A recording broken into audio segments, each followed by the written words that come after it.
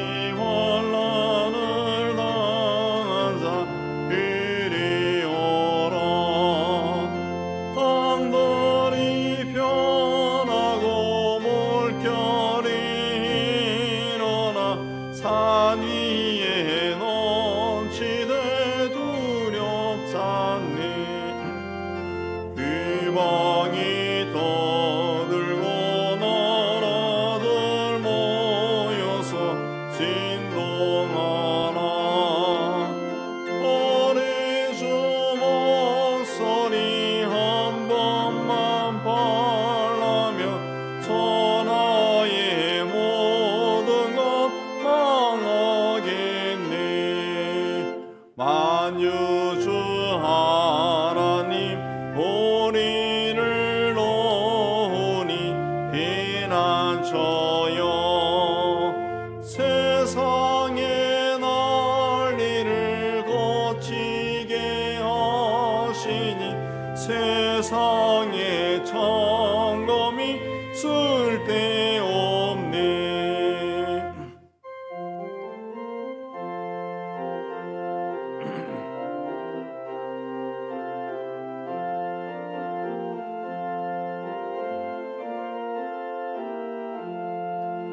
높으신 하나님 우리를 구하니 할렐루야. 괴로움이 심하고 혼란이 극하나 피난처 되시는 주 하나님. 다같이 참여의 기도 드리겠습니다. 하나님 아버지, 세상을 구원하러 오신 그리스도를 믿으면서도 여전히 세상을 사랑하였습니다. 세상적인 가치관을 쫓고 세상이 주는 즐거움에 만족하였습니다. 하나님의 자녀로서 구별된 삶을 살지 못하고 세상의 욕망과 어둠의 세력에 묻혀 살았습니다. 세상의 빛과 소금이 되지 못하고 위선으로 포장된 삶을 살았습니다. 다시 오실 주님을 기다리지도 아니하고 관심도 없는 삶을 살았습니다. 주님, 우리의 죄를 고백하오니 십자가의 보혈로 깨끗하게 씻어 주옵소서. 주님과 나의 죄를 침묵 가운데 고백합니다.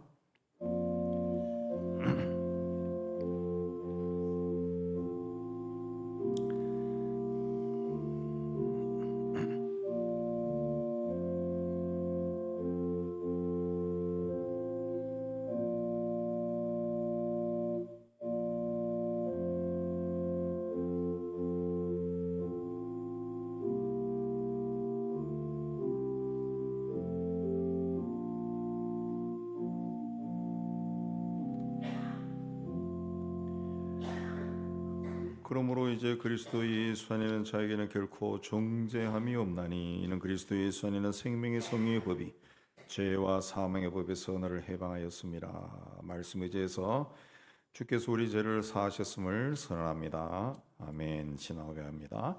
전능하사 천지를 만드신 하나님 아버지를 내가 믿사오며 그 외아들 우리 주 예수 그리스도를 믿사오니 이는 성령으로 잉태하사 동정녀 마리아에게 나시고 본디오 빌라도에게 고난을 받으사 십자가에 못 박혀 죽으시고 장사한지 사흘 만에 죽은 자 가운데서 다시 살아나시며 하늘에 오르사 전능하신 하나님 우편에 앉아 계시다가 저리로서 산자와 죽은 자를 심판으로 오시리라.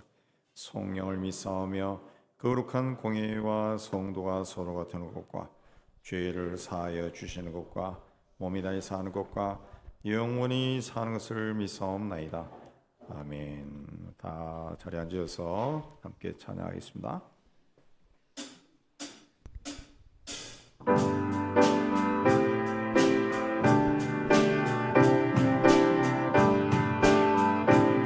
우리 함께 박수 치며 찬양하겠습니다. 내 모든 삶의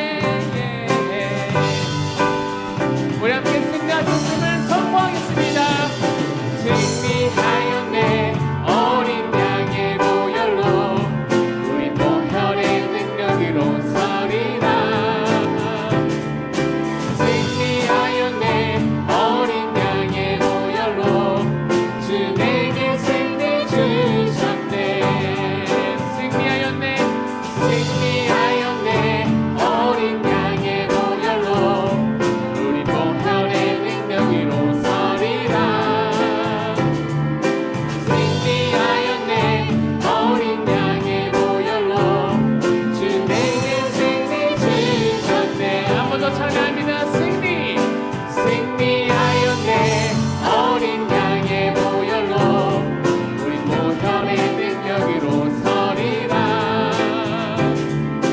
승리하였네 어린 양의 보혈로 주 내게 승리 주셨네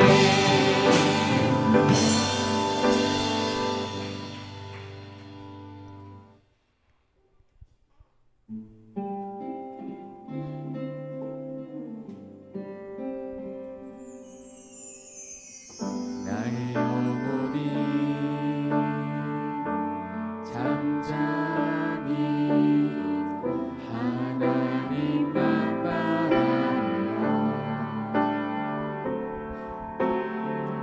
나의 구원이 그에게서 나누도다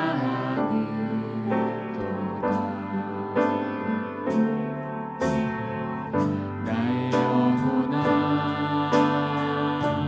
잠잠히 하나님만 바라라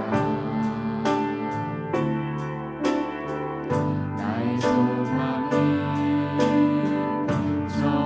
저에게서 나누도다 오직 주만이 나의 반석 나의 구원이시니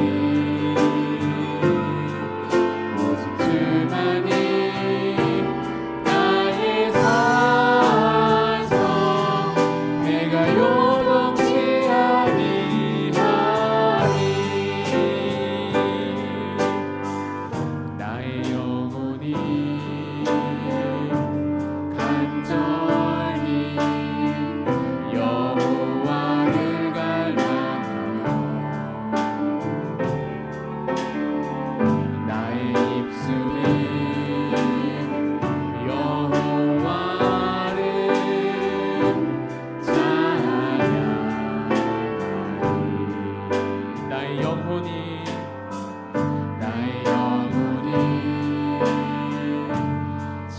즐거이 여호와를 따르니 나의 평생에 여호와를 송축하리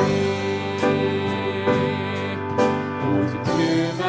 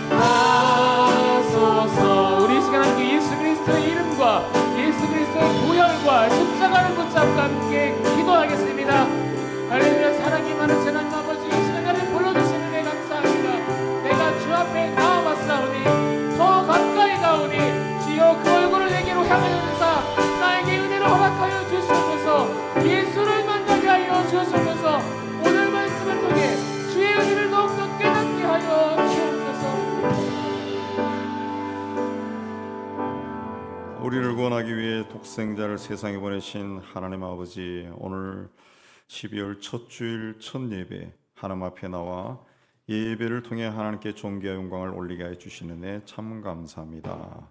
대림절 둘째 주일을 맞아 세상에 오신 주님의 사랑이 얼마나 큰지 다시 한번 깊이 마음에 새기는 저희가 되게 하여 주옵소서. 하나님 아버지, 그러나 우리는 하나님이 지은 세상을 향한 하나님의 뜻을 펼치기보다 세상의 아름다움과 풍요로움에 취해 살았습니다. 세상의 좋은 것들을 소유하고 누리기 위해서 뛰어다녔습니다. 하나님, 이제는 그 걸음을 돌이켜 하나님이 기뻐하신 길로 달려가는 저희가 되게 하여 주옵소서. 하나님 아버지, 이 땅에 세운 교회 공동체도 늘 낮은 곳에 내려가 섬김의 삶을 살며 세상을 아름답게 세워나가는 소금과 빛의 직분을 다하게 하여 주옵소서.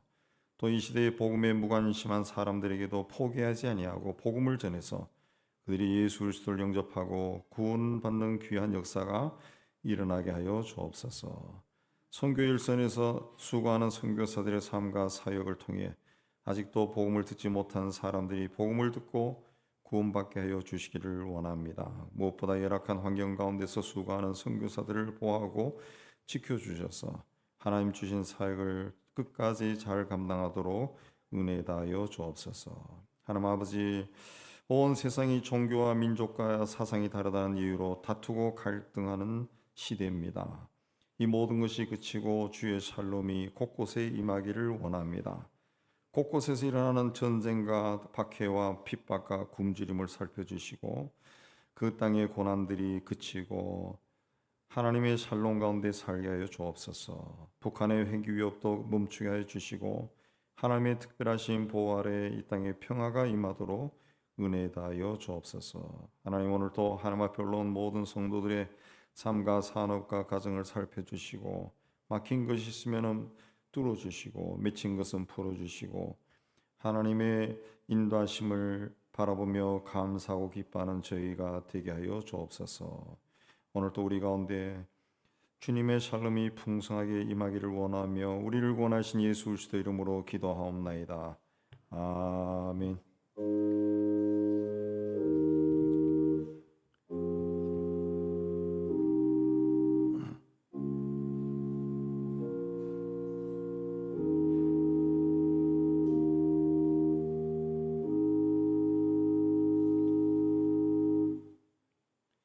오늘은 12월 첫째 주일로 온 가족 예배 드립니다. 교회 학교는 하지 않습니다. 또 대림절 둘째 주일이 되겠습니다. 그리고 오늘은 예배 후에 사사분기 재직회가 있게 되어 있고 다음 주일은 공동회가 있습니다. 이번 성탄절을 맞아서 성탄절 이브에 성탄 샬롬 찬양제가 있습니다. 각 부에서 준비해 주시고 또 가족 단위 참석도 대환영을 합니다.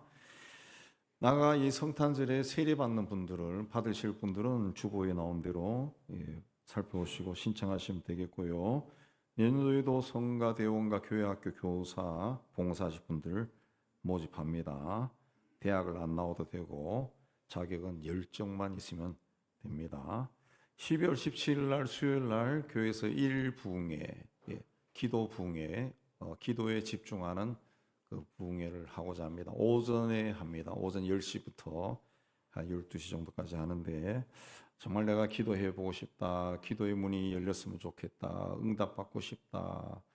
하나님의 인도함 받고 싶다 하신 분들은 참석하시기 바랍니다. 남자 성도들도 월차 연차를 해서 직장 다니는 분들도 참석해서 한번 기도가 어떤 것인가 한번 배우고 깨닫는 그런 시간이 되었으면 좋겠습니다. 기타 소식 보시고 하나님 은혜 가운데 또 12월 평안하게 보내시고 또 새해를 맞이한 여러분 되시기 바랍니다. 이제 다 일어나서 봉헌하는 시간 갖겠습니다. 찬양에 봉헌합니다.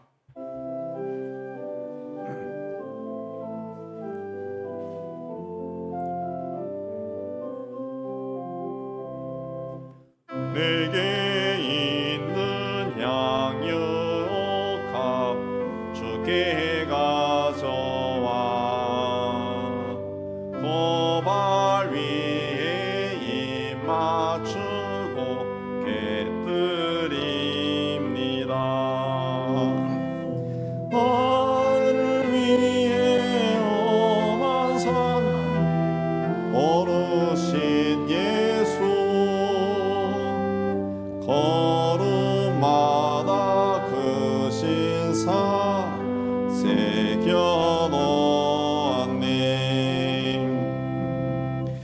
하나님 지난 1년 동안 또 우리와 함께 해주시고 마지막 달을 맞아 첫 예배 하나님 앞에 나와 드리게 해주신 데 감사합니다. 그동안 베풀으신 은혜를 기억하고 감사의 예물을 준비해서 하나님께 바칩니다. 주신 일 더해서 땀 흘려 수고하여 얻은 것의 11조는 하나님의 거심을 고백하며 드립니다. 이 마지막 달에도 하는 일마다 잘되고 형통해서 또 무엇보다도 하나님께 감사하는 저희가 되어서 저들의 창고가 가득 채워지는 은혜를 누리게 하여 주옵소서. 땅끝까지로 복음을 전하는 일에 작은 정성으로 동참하게 해주신 데 감사합니다. 추운 겨울에도 복음이 힘차게 전파되고 구원 얻는 백성들이 날마다 늘어나게 하여 주옵소서. 예수 안에서 범사에 감사하며 감사의 예물을 드립니다. 한 해를 마무리하며 주님을 생각하며 감사가 풍성한 저희가 되게 하여 주옵소서.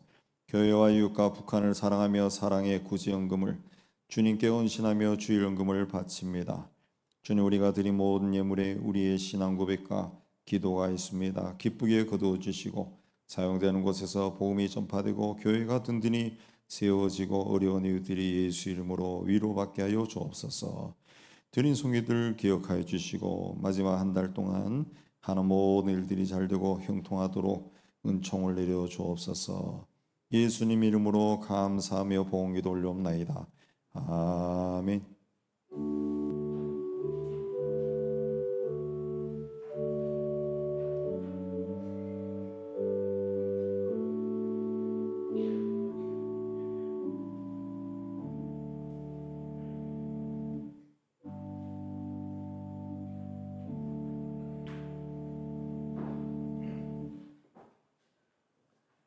자, 오늘 하나님이 주시는 말씀은 히브리서 12장 26절에서 29절, 제가 가진 성경 368페이지입니다. 우리 한 절씩 교도하겠습니다. 그때에는 그 소리가 땅을 진동하였거니와 이제는 약속하여 이르시되 내가 또 한 번 땅만 아니라 하늘도 진동하리라 하셨느니라.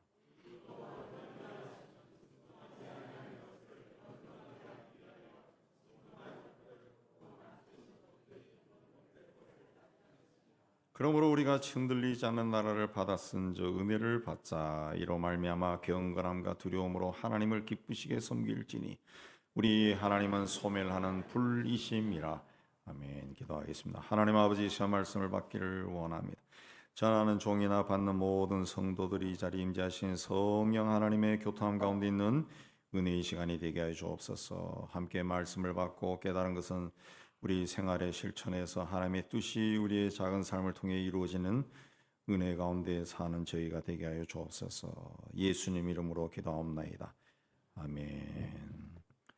우리는 지금 어느 시대보다도 굉장히 빠르게 변화하고 또 어떤 면에서 흔들리는 세상을 살아가고 있습니다.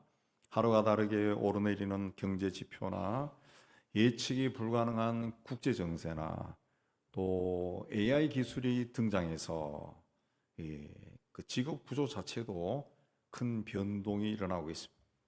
여기 더해서 개인의 삶을 불안으로 몰아가는 사회적 갈등과 범죄도 확산되고 있습니다. 뉴스를 보느라면은 도무지 앞으로 어떤 일이 일어날까 예측할 수 없는 그런 시대를 살아가고 있습니다. 얼마 전에 국제금융기관이 발표한 보고서에 따르면 지금 세계는 지난 50년 동안 가장 높은 수준의 불확실성 속에 놓여 있다. 그런 말을 합니다. 모든 분야에서 예측을 할 수 없는 그런 시대에 우리가 살고 있다. 전문가들조차 자신들이 오랫동안 연구해온 패러다임으로는 더 이상 이 시대를 설명하거나 미래를 예측하기 어렵다. 그렇게 말하고 있습니다. 자, 이런 문제는 세계적인 현상인데 멀리 세계까지 나가지 않더라도 우리 개개인의 삶을 보더라도 이 미래를 예측하기가 굉장히 어렵습니다. 갑작스러운 구조조정으로 삶의 기반이 막 흔들립니다. 우리나라 대형마트 2위라는 홈플러스도 문을 닫는다. 이런 이야기 들리면서 임직원 10만 명이 해직된다. 거기에 물건을 납품하는 업체까지 합하면 엄청난 그 사람들이 갑자기 생활 기반이 흔들려 버리는 거죠. 또 우리도 가끔 겪지만은 건강검진 오랜만에 했는데 한 줄의 결과가 갑자기 삶을 막 바꿔버립니다. 또 가족 간의 갈등도 있고 이 사람 사이의 어떤 이 단절, 인간관계의 단절도 있고 또 전혀 상상하지 못했던 사고나 병이 생겨서 우리의 삶이 근본에서부터 막 흔들리는 그런 일이 있습니다. 오늘 내가 평안하고 넉넉하게 산다 할지라도 내일 또 똑같이 산다는 그런 보장이 없습니다. 자, 이런 것은 단지 우리 시대가 정말 특이한 시대여서 그런 것이 아니라 인류 역사를 살펴보면 항상 인류 역사는 그렇게 흔들렸어요. 고대 국가들은 항상 전쟁의 위협 속에 놓여 있었습니다. 중세 유럽은 흑사병으로 두려움 속에 지냈고 불과 20세기만 하더라도 두 번의 세계대전이 일어났고 냉전 속에 항상 이곳저곳에서 크고 작은 전쟁이 그치지 않았던 시대입니다. 세상은 언제나 흔들렸고 오늘 우리 시대도 예외가 아니라는 겁니다. 근데 과거와 오늘의 차이는 무엇이냐 하면은 오늘날에는 흔들리는 속도가 너무 빠르다. 규모도 너무 크다는 거죠. 자, 기술의 발전이 인류의 삶을 편안하게 해주고 또 풍요롭게 해주는데 그 발전 속도가 너무 빠르다. 저도 컴퓨터가 처음에 등장했던 시대, 286 시대부터 도스를 배우면서 이 컴퓨터를 다뤄왔는 제 나이에 비해서는 좀 빠른 축에 속하는데 이제 나이가 들어서 그런지 이 컴퓨터에 나오는 프로그램들을 따라가기가 힘들어요. 스마트폰도 가지고 다니지만 얼마 전에는 내가 늘 가지고 다니는 이 스마트폰에 이런 기능이 있구나 하는 걸 또 배웠다. 예. 그래서 하나하나 배우는 것이 배울 때마다 뭐 유튜브를 통해서 이런 걸 배울 때마다 글로 적어놓고 또 해보지만 그 다음에 잊어버려. 어떻게 또 해야 되는지 또 몰라요. 굉장히 빠릅니다. 왜 이렇게 헤맬까 생각해 보니까 이 과학 기술 문명을 주도하는 사람들은 그 분야의 전문가고 어떻게 보면 그 분야의 천재들입니다. 천재들. 그 사람들이 만들어 놓은 것을 전문가 다니는 사람들이 하나하나 배우고 따라가려니까 이게 굉장히 힘든 거예요. 굉장히. 더더군다나 나이가 들면서 이제 그런 걸 막 귀찮아지기 시작하죠. 점점 힘들어집니다. 뭐 우리 다 경험하지만 연세 드신 분들은 식당에 가서 음식을 주문할 때는 이제는 종업원 안 와요. 탁자 옆에 있는 걸 가지고 자기가 골라야 돼. 네. 은행 가서 의무 보려고 그러면 굉장히 복잡해졌어요. 네. 뭘 한번 체인지하려고 그러면 거의 막 1시간 정도 앉아 있어야 될 정도로 복잡한. 네. 전 세계가 긴밀히 네트워크로 연결되어 있는 시대이기 때문에 한 지역에서 일어난 사건이 전 세계로 순식간에 퍼져버려요. 2008년에 금융위기가 그랬죠. 코로나 그 팬데믹도 그랬죠. 또 러시아와 우크라이나 전쟁이 터지고 이스라엘과 하마스 전쟁도 저 멀리서 일어났지만은 그 전쟁의 여파가 우리까지 다 겪고 있다. 기름값이 뛰기 시작하고 이런 것들이 알게 모르게 우리의 삶을 짓누르고 있습니다. 세상이 흔들리면은 이제는 어디로 피할 데가 없다는 거죠. 피할 데가 없어요. 이렇게 흔들리는 시대다 보니까 사람들이 자기도 모르게 본능적으로 흔들리지 않는 것이 무엇일까? 확실하게 내가 붙잡고 있는 것이 무엇일까? 그걸 눈에 불을 켜고 찾아다니는 시대가 되었습니다. 그게 뭡니까? 돈입니다. 돈. 네. 돈도 이제는 흔들리니까 금을 찾고 은을 찾습니다. 부동산이 되었습니다. 뭔가 눈에 보이는 내 이름으로 되어 있는 것이 있어야 된다는 거죠. 예. 부동산이 됐다. 제가 어느 학자의 어떤 이제 그 미래 세계에 대해서 이야기한 글을 읽어보니까 아파트도 불안하다는 거죠. 아파트는 수명이 있다는 거예요.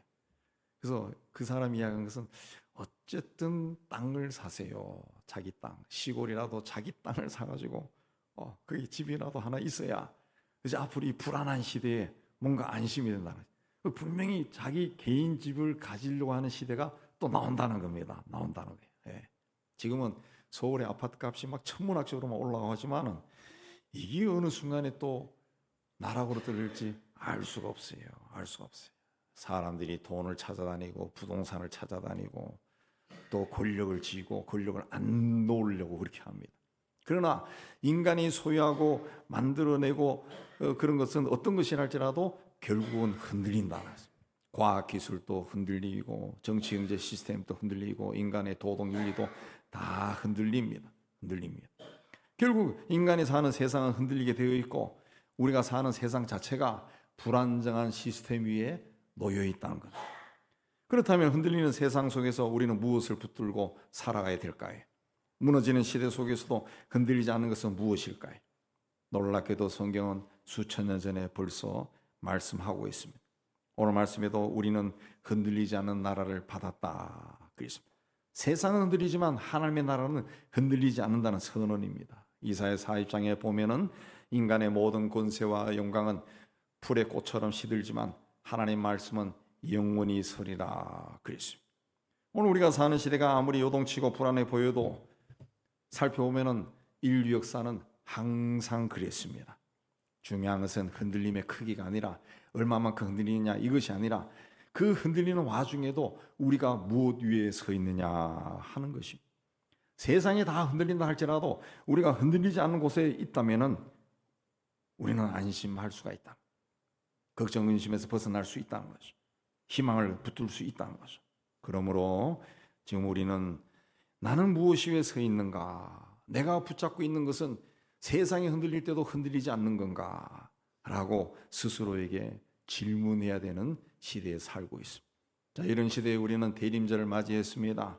이 시대의 대림절은 그래서 단지 예수님이 오신 날을 기념하거나 다시 오실 예수님을 기다리는 절기가 아니라 흔들리는 세상 속에서 흔들리지 않는 하나님의 나라를 다시 붙잡는 그런 절기입니다. 이 흔들리는 세상 속에서 흔들리지 않은 소망을 찾기 위해서는 26절 7절에서 뭐라 했습니까? 인간이 세운 모든 것, 인간이 만든 모든 것은 반드시 흔들린다라는 것을 우리가 깨달아야 됩니다. 오늘 말씀 26절에 그때는 땅을 진동했거나 내가 또 한 번 땅만 아니라 하늘도 진동하리라. 땅이 진동했다라는 말은 출애굽 19장에 그 하나님이 시내산에 임하셨을 때의 모습을 표현한 겁니다. 하나님이 임재하실 때 산이 진동하고 천둥이 울리고 나팔 소리가 나오고 연기가 솟아올렸다 그랬습니다. 그런데 26절에 이제는 하늘과 땅이 진동할 것이다. 진동한다. 땅이 지진이라는 것처럼 땅이 막 흔들린다는 거죠.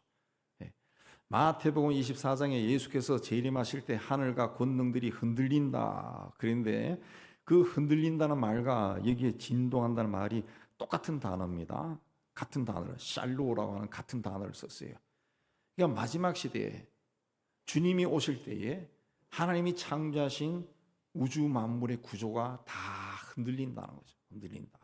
그래서 지난번에 말씀드린 새 하늘과 새 땅이 창조된다고 그랬는데 다 흔들린다는 거죠. 흔들린다.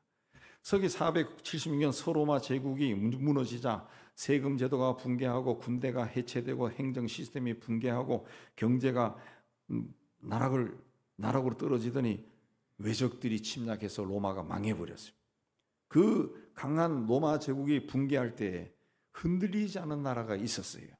그게 뭐냐? 기독교입니다. 기독교. 로마 제국이 붕괴되었지만 교회는 오히려 더 깊고 더 넓게 심지어는 외적들에게까지 전파되어 나갔습니다. 중세 유럽의 흑사병이 돌면서 유럽 인구의 3분의 1이 죽었습니다. 정치, 경제, 종교, 사회, 문화 모든 것이 흔들렸습니다. 그런데 그 절망 속에서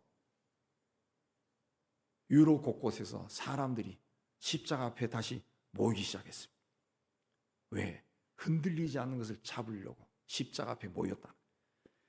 흑사병 시대에 교회의 회개 운동이 일어난 겁니다. 하나님을 찾는 운동이 일어난 거예요. 그것이 후에 종교개혁을 향한 하나님의 준비하심이었다.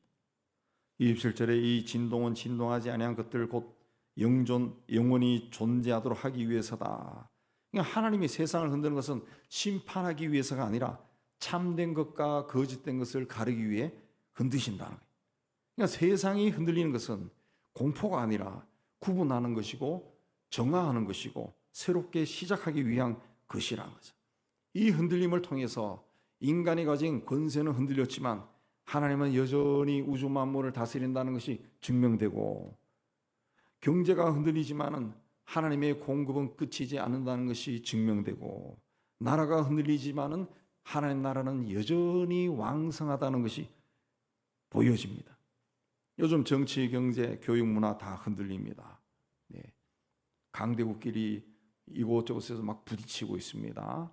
균형이 막 흔들립니다. 세계의 질서가 흔들립니다. 글로벌 공급도 흔들리고, 금융 시스템도 흔들리고, 우리의 직장도 흔들리고, 인간관계도 흔들리고, 심지어 교회도 예전 교회 같지 않아 무기력하고 나약합니다.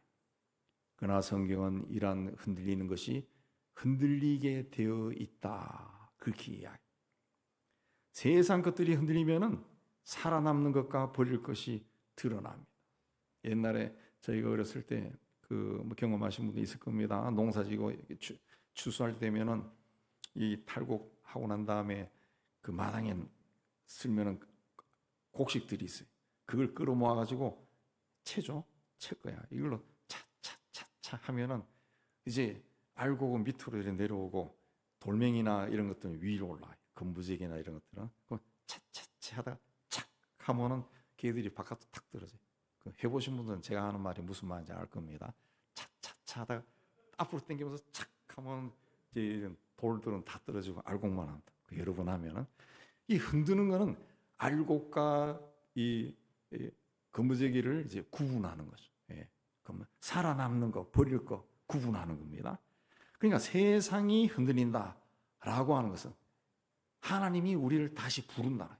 하나님이 나를 새롭게 하기 위해서 세상을 흔들린다는 거예요. 근데 흔들리는 것은 끝이 아니라 새로운 시작이라는 거예요. 그러므로 세상이 흔들릴 때, 때로는 내 삶이 막 흔들릴 때 좌절하거나 두려워하거나 포기하거나 그러지 말고, 하나님이 나를 새롭게 하시는구나, 믿음의 눈으로 바라보고 하나님 앞에 더 가까이 나아가신 여러분 되시기를 주의 이름으로 축복합니다. 28절에 보면은 우리는 흔들리지 않는 나라를 받았다. 이건 성서원 뜻이 현재 진행 완료형입니다. 이미 받았고 지금 또 받고 있고 앞으로도 받는다, 그런 뜻입니다. 그러니까 우리는 미래에 받을 그 어느 나라를 기다리는 사람이 아니라 이미 그 나라, 하나님 나라를 받은 사람. 예. 그러니까 정치, 경제, 교육, 문화 모든 것이 흔들려도 우리가 받은 나라는 빛을 잃지 않는 거예요. 인간의 죄가 날마다 더해져도 우리가 받은 나라는 부패하지 않는 나라예요. 사람들이 병에 걸려 죽어가도 우리가 받은 나라는 죽음이 없는 나라예요. 그 나라가 이미 우리에게 주어졌다라는 겁니다. 하나님의 나라는 세상 권세와 또 경제와 사회 문화와 무관합니다. 하나님이 다스리는 곳이에요. 그래서 의와 평강과 희락만 영원히 있는 곳입니다. 1980년 그 체르노빌의 원자력 발전소가 이제 폭발했습니다. 체르노빌은 예전 소련인데 지도에 보면 이제는 우크라이나입니다. 우크라이나 속해 있더라고요. 예, 그때 가장 심각한 피해를 입은 것이 발전소 옆에 있는 붉은 숲이라는 곳입니다. 30여 년이 지나가서 과학자들이 그 현상을 조사하기 위해 들어가 자료를 찾아보니까 모든 생명이 폭발했을 때 그 체르노빌 주변에 사는 사람들 몇십만 명을 이주시켰는 정도였는데 방사능이 오염됐다 해서 과학자들이 들어가 보니까 다 죽은 줄 아는데 다시 나무가 살아나고 숲을 이루고 있더라는 거예요. 심지어 동물들도 있더라는 거예요. 생태계가 회복이 된 겁니다. 다시 생명이 살아나는 모습을 보면서 과학자들은 자연의 힘이 위대하다라고 말했습니다. 하나님이 세운 자연의 질서는, 생태계는 인간의 실수와는 비교할 수가 없다는 거죠. 다시 생명을 가지고 살아나더라는 거죠. 2023년 터키에서 대지진이 일어났을 때 수십만 명이 집을 잃고 숨졌습니다. 그때 무너진 돌무더기 속에 기독교 난민 공동체가 천막을 세우고 예배를 드리고 땅은 흔들려도 하나님은 흔들리지 않는다 고백했습니다. 그 천막에서 예배드리는 모습은 흔들리는 세계 속에서도 흔들리지 않는 나라를 보여주는 상징적인 장면이었습니다. 중국에서는 공식적으로 교회를 통제하고 탄압하고 지금 또 지금 우리가 이렇게 예배드리는 이런 시간에도 중국에서는 예배드리다 붙잡혀가고 목회자들이 감옥에 들어가서 5년, 10년 동안 형을 삽니다. 그러지만 가정교회는 폭발적으로 증가해서 1980년 약 100만 명이던 지하교회 성도가 지금은 수천만 명으로, 누구 통계하면 1억이 넘는다고 그래요. 누르고 누를수록 하나님 나라는 확장되고 있다는 거예요. 이 7절에 또 한 번이라는 말은 모든 피조물을 또 한 번 흔든다는 것은 모든 피조물을 없애버린다는 거죠. 그렇게 하는 이유는 흔들리지 않는 것, 하나님의 나라만 남아있게 하기 위해서다. 모든 피조물이 무너지고 없어지면 만물에 큰 변화가 일어나는데 이것이 뭐냐? 예수 그리스도의 재림이죠. 예수 그리스도 재림. 주님이 다스리는 나라입니다. 그래서 28절에 흔들리지 않는 나라에서 나라를 헬라어로 바실레이아로 하는데 이것은 하나님의 나라, 메시아가 통치하는 나라를 뜻합니다. 그리스도가 다스리는 나라가 흔들리지 않는 나라예요. 흔들리지 않는 나라. 언젠가 세상은 다 무너지고 변할 겁니다. 그 주님이 재림하시면 다 변할 거예요. 새 하늘과 새 땅이 올 겁니다. 그 전에도 이미 예수 믿는 사람들에 의해서 이 하나님 나라가 우리 삶 속에 들어왔어요. 우리는 하나님 나라에 살고 있어요. 하나님의 자녀입니다. 하나님의 아버지라고. 또 하나님 나라의 백성이 우리 이미 하나님 나라에 들어와 있어요. 이거는 흔들리지 않는다. 그랬어요. 지금 50세 이상 된 분들은 앞으로 50년 후에 살아있는 분이 아마 거의 없을 겁니다. 그 60, 70 된 사람은 더 할 겁니다. 그렇게 생각한다 그러면 그렇게 한번 생각해 보면 지금 우리가 살아있는 것도 살아있는 것이 아니죠. 지금까지 내가 살아온 인생 생각해 보면 그 50년, 60년이 그야말로 순식간에 지나갔어요. 그럼 앞으로 남은 세월도 그렇게 순식간에 지나갈 거예요. 근데 우리 그리스도인의 인생은 혼자 가는 인생이 아니에요. 우리가 예수를 그리스도로 믿으면 제일 먼저 세례를 행합니다. 세례가 뭡니까? 내가 예수 그리스도와 함께 죽고 예수 그리스도와 함께 살았다라는 것을 믿고 고백하는 의식입니다. 예수와 함께 우리 옛사람이 죽었다는 것을 믿고 고백하고 하는 것이 신앙이에요. 신앙. 예수님과 함께 십자가에서 내 옛사람이 죽었고 예수님과 함께 무덤에서 다시 부활했다. 새 생명을 얻었다. 이것이 우리의 신앙 고백입니다. 신앙 고백. 그 다시 산 후에 우리가 이 땅에 사는 동안 훗날 천국에 들어갈 때까지 그럼 누가 우리와 함께 하냐? 하나님의 성령이 우리와 함께 하시죠. 함께. 그게 임마누엘이죠. 임마누엘. 주님이 나와 함께 하신다. 그랬습니다. 그러므로 예수님이 십자가에서 죽고 무덤에서 부활 승천하신 후에 우리는 그 사실을 믿는 사람들은 혼자 있는 것이 아니라 하나님이 우리와 함께 하신 삶을 사는 거예요. 하나님. 여러분은 세상이 떠날 때 누가 옆에 있기를 원합니까? 몸에 힘이 빠지고 의식이 점점 사라질 때 아내나 남편이 옆에서 여보라고 부르고 자녀들이 아빠, 엄마라고 부르는 소리, 그게 무슨 의미가 있을까요? 나를 위해 십자가에서 죽으시고 내 평생 의지한 예수 그리스도가 가장 중요하지 않겠습니까? 내가 평생 믿은 예수님이 그때 내 곁에 오셔서 내 손을 잡고 천국으로 인도하는 것만큼 복된 것이 있을까요? 이 믿음으로 죽음을 받아들이는 사람은 예수와 함께 부활한 영원한 생명을 얻습니다. 예수를 통해 인간과 다른 전혀 그 새로운 존재, 부활 생명체로 변화되는 거예요. 그러므로 예수를 그리스도로 믿고 세례받은 사람은 이미 이런 흔들리지 않는 나라를 받은 겁니다. 우리에게는 영원히 흔들리지 않은 나라, 눈물도 근심도 걱정도 두려움도 고통도 괴로움도 없는 하나님 나라가 예비되어 있고 이미 우리는 그 나라에 들어와 있습니다.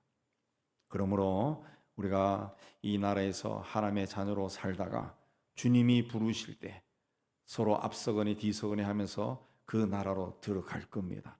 지금은 주님이 우리 눈에 보이지 않지만 내가 세상을 떠나는 그 순간 내 영안이 활짝 열리면은 주께서 내 손을 잡고 있는 것을 볼 수 있을 거예요. 주님의 손을 잡고 그 나라로 간다는, 그 날이 올 때까지 하나님 앞에 부끄러움 없는 삶을 사는 여러분 되시기를 주의 이름으로 축복합니다. 그러므로 하나님을 기쁘시게 섬겨라. 28절에 우리가 흔들리지 않는 나라를 받았은즉 은혜를 받자.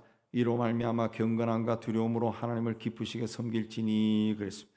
은혜를 받자라고 하는 단어의 원어의 뜻은 감사하자 그런 뜻입니다.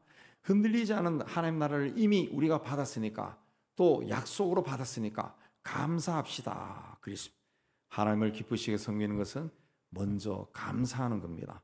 예수님 일행이 한 마을에 들어갔을 때 나병 환자 10명이 예수 선생이여 우리를 불쌍히 여기소서 하고 소리 질렀어요. 예수께서 그들을 보고 가서 제사장에게 너희 몸을 보여라 그랬습니다. 그 말을 듣고 나병 환자들이 제사장에게 갔습니다. 그 말을 듣고 제사장에 갔다라고 하는 것은 제사장에 가면은 뭔가 우리 병이 나은 것이 나타나겠구나 그런 믿음으로 간 거죠. 이 시대에는 제사장이 정치, 사회, 이 질병, 이 모든 것을 통제했습니다. 그러니까 나병이 걸리면은 율법에 의해서 마을에서 쫓아내고 병에서 나으면 제사장에 가서 병이 나았다는 것을 보여줘야 아 이제 당신은 병이 나았소 집에 가도 좋소 그럼 집에 갈 수가 있어요. 그 제사장에 가서 보이라는 거죠. 근데 나병 환자들이 제사장에 가던 중에 병이 나은 것을 알았죠. 제가 어렸을 때는 그 나병 환자들이 동네에 많았습니다. 막 거지처럼 막 온 몸을 막 뭐 옷을 뒤집어 엎고 막 다니고 그런데 저도 많이 봤어요. 보면 막 무서워 도망가고 막 그랬어요. 그 가난하던 시절에 우리도 옷을 제대로 못 입는데 나병 환자들은 얼마나 옷이 더럽겠어요. 막 흉악스럽습니다. 예. 막 손이 막 진물이 나고 얼굴이 막 부어 있는 거죠. 부어 있는 거죠. 근데 이 사람들이 가면서 자기들이 그게 보는데 사라진 걸 봤다는 거죠. 봤다는. 그래서 한 사람이 자기가 나은 것을 보고 큰 소리로 하나님께 영광을 돌렸다는 거죠. 뭐 오늘로 이래야면은 막 할렐루야 막 그랬겠죠. 그리고 예수님께 돌아가 발 아래 엎드려 감사를 드렸어요. 그러자 예수께서 10사람이 다 깨끗함을 받지 아니하였느냐 9은 어디 있느냐 그랬습니다. 주님이 원하신 것은 감사라는 거죠. 병이 나는 것도 중요하지만 그보다 중요한 것은 감사하는 것이라는 거죠. 아마도 여러분 가운데 경제적으로 아주 어려운 처지에 놓인 분도 있을 것이고 또 그야말로 그 암과 같은 또 여러 가지 죽을 병에 걸린 그런 분도 있을 거예요. 예. 그 병이 만약에 남다. 경제적으로 어떻게 갑자기 뭔가 일이 잘 풀려가지고 여기서 벗어난다. 그럼 아마 굉장히 기뻐할 거예요. 감사합니다. 막 그럴 거예요. 근데 우리는 스스로 이 세상을 택해가지고 온 존재가 아니에요. 하나님이 우리에게 생명을 주셔서 세상에 보낸 존재라. 그리고 우리가 이 땅에 영원히 사는 게 아니라 자기에게 정해진 기간 동안 사는 거예요. 근데 이 기간 동안 살 동안에 우리는 예수 그리스도에 의해서 구원을 받았어요. 죄에서 구원받았어요. 죄로 인해서 병이 오고 죽음이 오지 않습니까? 거기서 구원받았다는 거죠. 하나님께서 너는 내 자식이다. 구원받고 훗날 세상을 떠나도 하나님 나라로 들어간다는 거예요. 하나님 나라를 보장받았어요.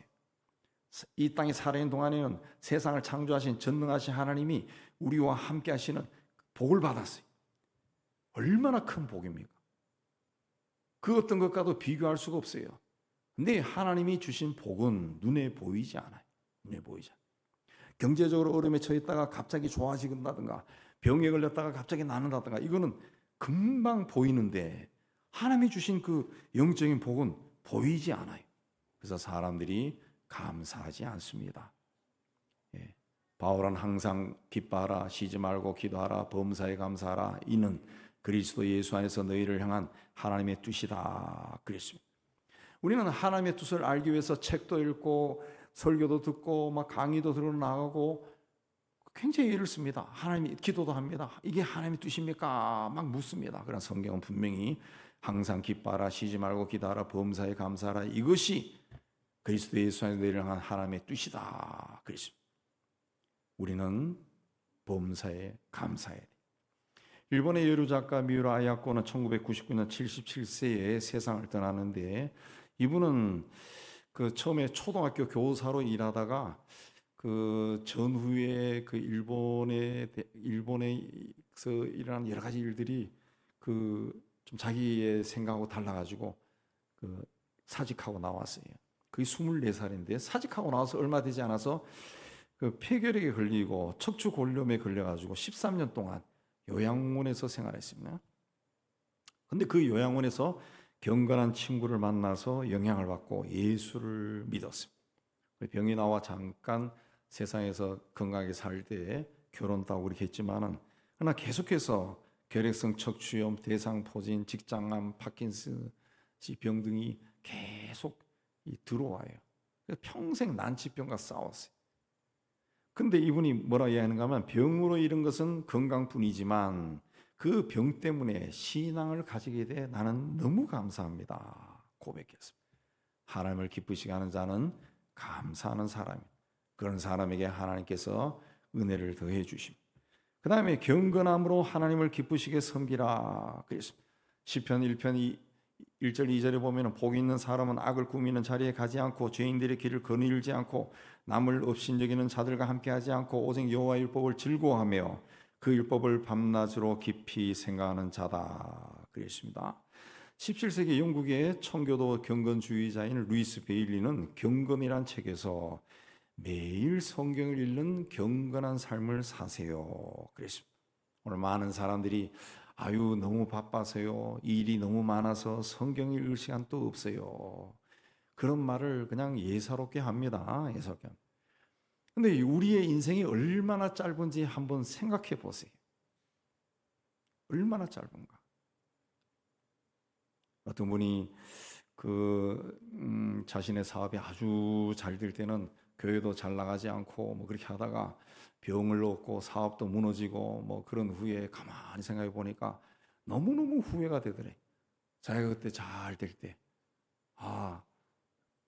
신앙이 들어오니까 막 후회가 되더라. 그때 내가 좀 일찍 예수를 알았더라면 내가 선교사를 또 많이 도와주고 선교지 교회도 누구처럼 세우고 이런저런 일을 했을 건데, 막 후회가 막 나더라.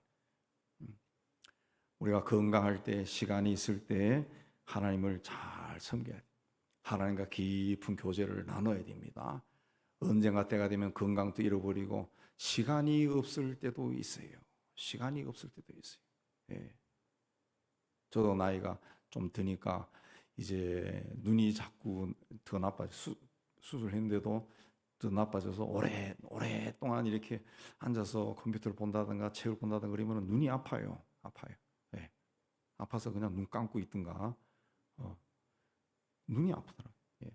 건강할 때 열심히 책도 읽고 기도도 하고 하나님을 마음껏 섬겨야 돼. 하나님 앞에 열심을 내야 돼. 바울은 디모데에게 보낸 편지에서 저속하고 헛된 꿈에는 이야기들을 버리고 오직 경건에 이르도록 너 자신을 단련하라, 훈련하라 했습니다. 경건한 삶은 어느 날부터 경건하게 살겠습니다 해서 경건해지는 게 아니라 훈련해야 돼요. 훈련은 늘 꾸준히 해야 성과가 나타납니다. 그저께 신문에 났던데, 심진석이라고 하는 29살 된 건설 노동자가 낭만 러너라고 표현합니다. 원래 42개 마라톤 대회에 출전해가지고 전국 방방곡곡에 32개 대회에서 우승했다. 이 사람의 훈련법은 특별한 것이 아니고, 이 사람은 건설 노동자인데 비계공인데 새벽에 출근할 때 그 8km 되는 거리를 그 안전화를 신고 뛰어간답니다. 안전화가 보통 무게, 신발의 무게 2배 정도 되면 무겁습니다. 무거워요. 뛴다는 거죠. 매일 20km 이상을 뛴다는 거예요. 한 달에 뛰는 거리가 700km라고 합니다. 어마어마합니다. 보통 사람 그렇게 뛰다 보면은 일찍 가십니다. 에너지가 다 빠져가지고. 근데 그 체형이 황영조 선수하고 똑같다는 거죠. 예. 마라톤에 아주 적격이랍니다. 그래서 이 사람이 이렇게 승리에 자꾸 이렇게 두각을 나타내는 걸 보고 이제 전문가들이 체크하면서 한 이야기가, 야, 이 사람이 조금 일찍 발견되었다라면 다시 올림픽에서 금메달을 딸 수 있었을 텐데, 그렇게 이야기를 한답니다. 예. 이분은 지금 또 마라톤대 총 빵 쏘면서 출발 그러면은 100m 뛰는 것처럼 막 뛴대요. 보통 마라톤 선수 그렇게 안 뛴대. 그렇게 처음부터 끝까지 그렇게 뛴다는 거죠. 예. 그렇게 해서 우승한다는 거죠. 예. 우리나라에 내노라 하는 마라톤 선수도 이제는 이 사람인데 쳐진다는 거죠. 예. 그래서 지금은 마라톤 협회에서 체계적으로 훈련을 시킨다고 그런 기사가 난 걸 봤어요. 훈련은 꾸준히 해야 성과가 나타나요. 성과. 예. 제가 운동 조금 해보니까 제일 좋은 운동이 그 팔굽혀펴기더라. 팔굽혀펴기. 제가 경험해보니까 그래요. 그래서 그걸 유튜브나 아니면 그 체력 전문하는 사람들 이야기도 들어봐도 똑같더라고. 팔굽혀펴기가 그 전신 운동으로 이거 제일 좋은 운동이에요. 제일 좋은 운동. 그다음에 턱걸이 이게 제일 좋은 운동. 그러니까 아무것도 아닌 것 같지만 그게 전신 운동입니다. 팔굽혀펴기 제대로 해보세요. 굉장히 힘듭니다. 팔굽혀펴기 하루에 100번씩 한 달만 하면은 배가 다 들어가고 막 근육이 생긴다는 그런 말도 있어요. 100번 못 하죠, 여러분. 100번 못 합니다. 하면은 막 온몸이 막 힘이 다 빠져버려요. 네. 10번 해서 조금씩 늘려가면 되죠. 그게 매일매일 조금씩 하면 늘어나요.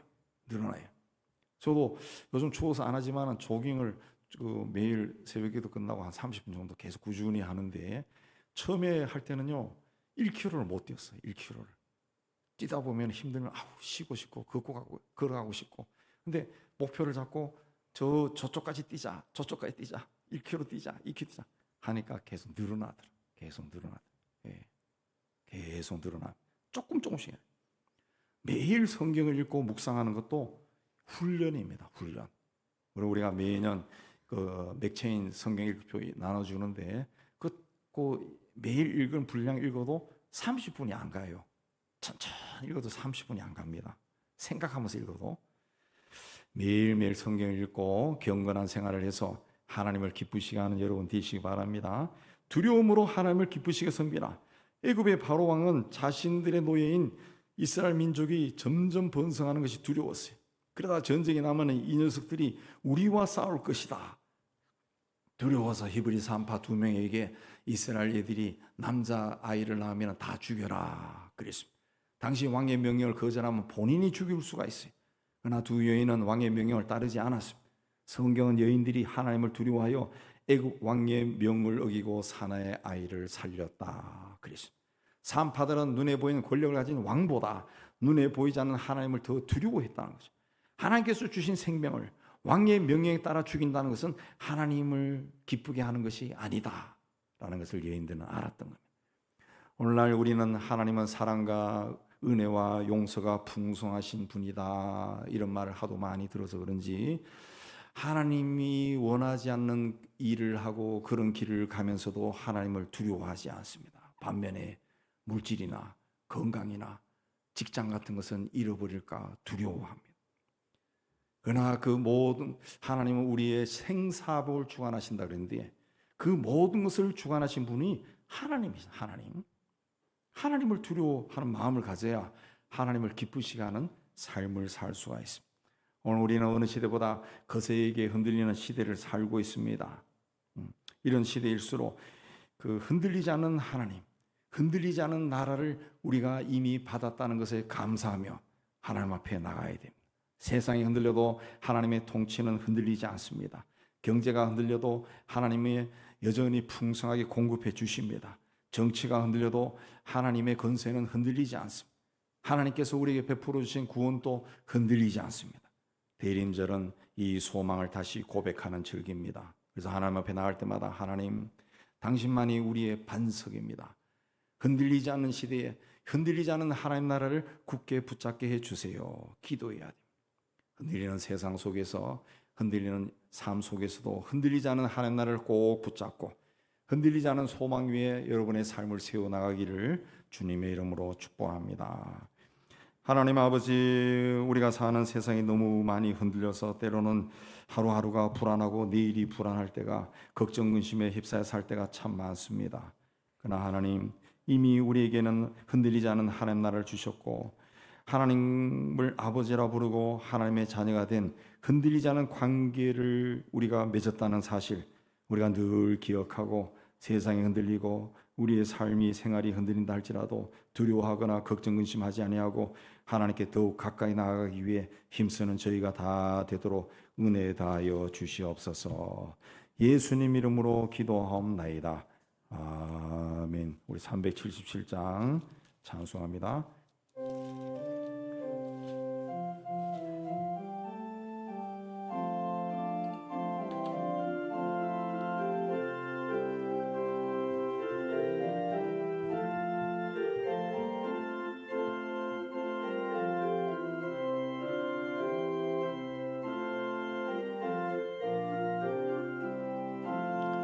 전능하신 주 하나님, 나는 순례자이니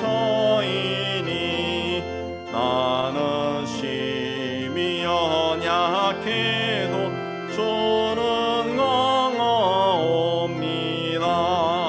하늘 양식 먹여주시옵소서.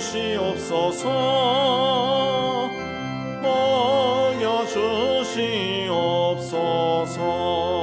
수정 같은 생명수를 마시도록 하시며 불과 구름 기둥으로 너를 인도하소서. 나의 주여, 나의 주여, 뱀과 방패 되소서. 뱀과 방패 되소서.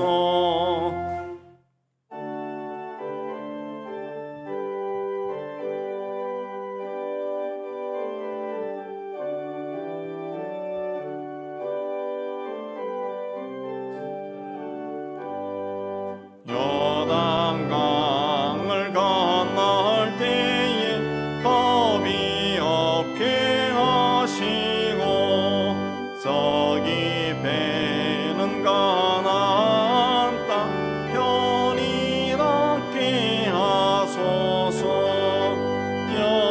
영원토록 주께 찬양하리라.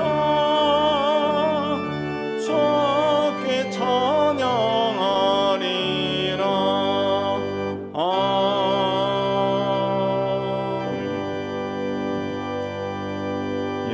예배당 떠나기 전에 받은 말씀 생각하며 하나님께 헌신하겠습니다. 하나님 아버지, 오늘 또 하나님 앞에 나와 예배로 영광 돌리고 다시 세상 속에 들어갑니다.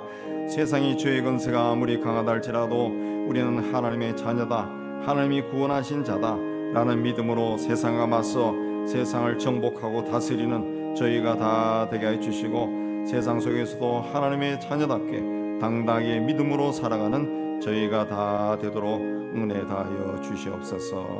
예수님으로 기도합니다. 아멘. 우리 세상의 희망을 선포합니다. 시작. 하나님의 희망을 보리라.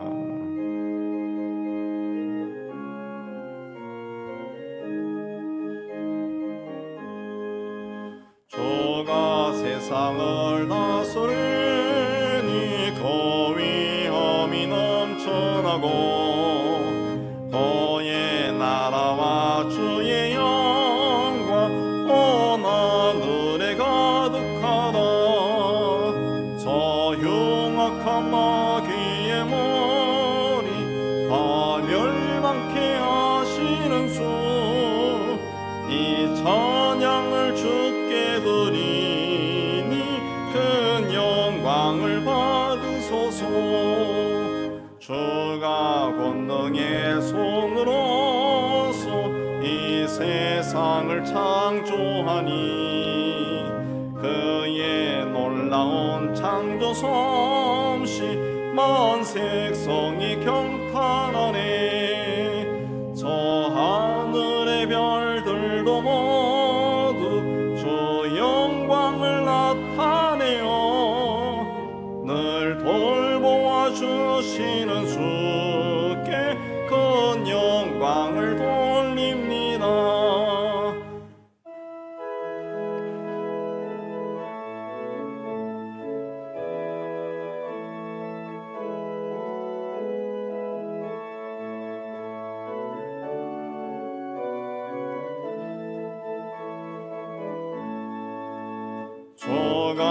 세상의 피조물을 인간에게 다 맡기고 순종하라는 말씀은 그 권위를 주셨도다. 온 땅 위에 주님의 위엄 늘 넘치며 가득하니 그 나라와 주님의 영광 온 천하에 찬란하다.